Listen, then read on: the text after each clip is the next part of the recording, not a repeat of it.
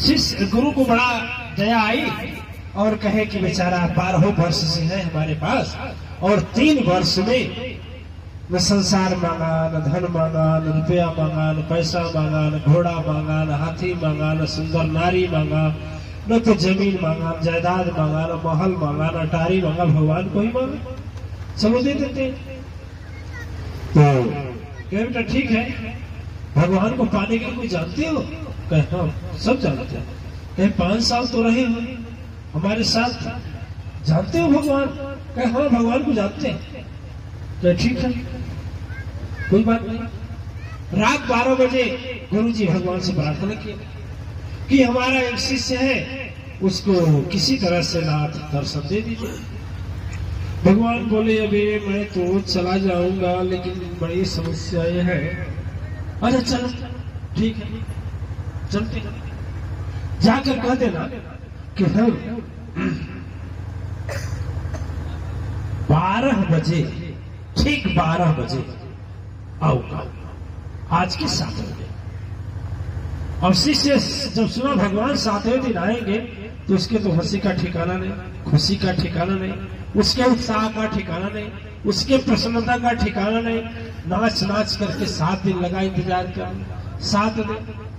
7वें दिन खूब बढ़िया खाना बनाया। भगवान कृष्ण के भक्त थे, खूब बढ़िया खाना बनाया। खीर पसंद है तो भगवान को मक्खन पसंद है, तो भगवान को मिश्री पसंद है, भगवान को लड्डू पसंद, खूब बनाया। स्वरूप में बनाया।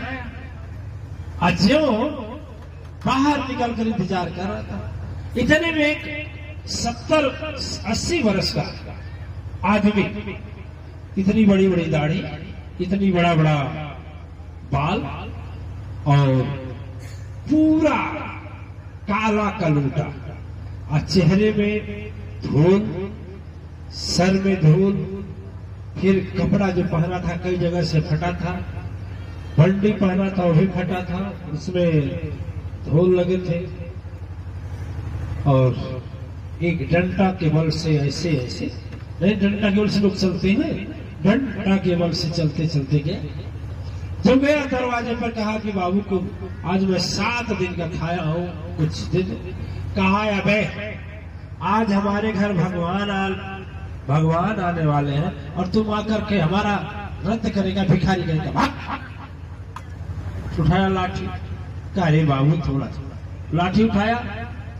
कह जाता है कि नहीं जाता? वो अंदर जाने लगा। अब देर किया न समय, मारा एक डंडा पैर पर, चले गए। पूरी अब भगवान आएंगे, अब भगवान आएंगे, अब भगवान आएंगे। गुरुजी से कहा गुरुजी 7 दिन अगरवाए, आज भी अगरवाए और कोई आया नहीं। कहा भगवान की बात छूट तो नहीं सकती। भगवान के से कहे अरे पहले देखो मार करके हमारा पैर तोड़ा है, पैर तोड़ा, उसे जाकर पूछो। अरे जाओ उससे कह देना कि अब 11वें दिन आएगा, अब करेक्ट है। 11 दिन कितने? 11 दिन जब बीत गए, 11वें दिन फिर वही व्यवस्था किया। कोढ़ी पूरे शरीर से उससे पीप गिर रहा था। आंख एक अंदर धसी हुई थी, एक आंख बाहर निकला हुआ था, गाल अंदर धसका हुआ था, पेट में भी घाव हो गए थे, कमर में भी घाव हो गए थे। किसी तरह से करते आया। कहा बाबू 2 रोटी दे दो। कहा भाग यहाँ से, हम भगवान के लिए रखे हैं कि तुम्हारे लिए रखे? उठाया ईटा उठाया, चलाया, मतलब लगा नहीं, वो किसी तरह से गया। उस दिन भी भगवान रात हो गई नहीं आए। फिर गुरुजी से कहा गुरुजी अब हम कहने वाले नहीं है, आज भी नहीं है। अच्छा ठीक है रहो आज कहते हैं। फिर भगवान कहे कि देखो भाई अब अंतिम बारी है, लास्ट जाता हूं, फिर अब जाऊंगा नहीं, तुम अपने शिष्य को समझाओ। तीसरे दिन, उस दिन तीसरी बारी, अब इस बार बहुत बढ़िया बनाया। और उसके बाद एक काला कुत्ता यहाँ सड़ गया था, कीड़े पड़ गए थे, ऐसे जब काम ऐसे करता था तो कीड़े छिड़कते थे, चले गए। और उसके बाद जब वो गया तो अभी कहा कि कहां से आ गया? वो जो शिष्य था दरवाजे पर बैठा था लठ लेकर के, कहा ये कहां से आ गया? अब वो बिना देखे, बिना सोचे बिना समझे घर में घुस गया। और घर में घुस गया, अर्जुन भोग रहा था, खा लिया। भोग लगा रहा था, वो तुरंत खाया। अजब खाने गया, अजब मारने गया तो कान जब ऐसे जैसे पटपट किया, कीड़े अंदर में पूरा बिखर गए। और उसके बाद दूसरी बार मारता कि भाग चला। जब भाग चला कुत्ता और जा करके घर में से बाहर आ रहा है तो जितने कीड़े गिरे थे सब हीरे बन गए थे। हीरा जानते हैं? हीरे और मोती का रूप लेकर चमक रहे थे। गुरु बाहर से आए, क्या वे गधा, क्या कर दिया तूने? क्या तूने कर दिया? अरे देख, कौन ऐसा जगह है जहां भगवान नहीं? बलिहारी जिसमें प्रकट होता है वही बलिहारी है। हम सब में है क्या किसमें भगवान नहीं है? कौन जगह है जिसमें भगवान नहीं है? कोई जगह है ऐसा? आप बताइए, कोई जगह है जहां भगवान न हो? कोई जगह ऐसा है? सर्वत्र माना जाता है, सर्वत्र है भी।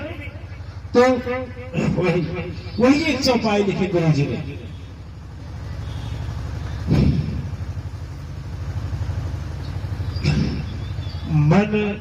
मन सम ध्यान करहु तुही, सबसे मिल हो जाए। ना जाने किस भेष में बंदे नारायण मिल जाए, किस भेष में मिल जाए, ये कोई ठिकाना नहीं है। गुरु जी ने समझाया। आज भी आप सोचे कि मां सिर पर आएगी, आप सोचे भगवान राम धनुष बाण लेकर आएंगे, भगवान कृष्ण सुदर्शन लेकर आएंगे, हनुमान जी गदा लेकर आएंगे। ये बहुम का है, ये बहुम का धर्म है। इस धर्म को मैं मान्यता नहीं देता, क्योंकि भगवान आप ही में है, आप ही में अवतरित होंगे, आप ही को ही कुछ करना होगा, आप ही को सत्य धर्म के लिए करना होगा, और कोई अलग से पुनः धारा पर अवतरण होने वाला नहीं है। इस भेष को करिएगा। 1701 में, सन 1701 में सोमनाथ के मंदिर पर जब मोहम्मद गजनी ने आक्रमण किया, सोमनाथ के मंदिर पर, उस समय पंडा बाबा लोग थे, और पंडा बाबा लोग थे सोमनाथ के मंदिर पर। और समय भारत को सोने की चिड़िया कहा जाता था।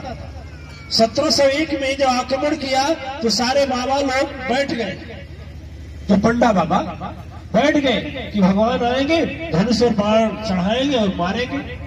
पूरा भारत लूट लिया गया। सोमनाथ मंदिर का तहखाना खाली हो गया, कई लाख टन सोना उसमें था, सब चला गया, सब बर्बाद हो गया। अब बाबा जी लोग अपन करताल बजा रहे थे, जय।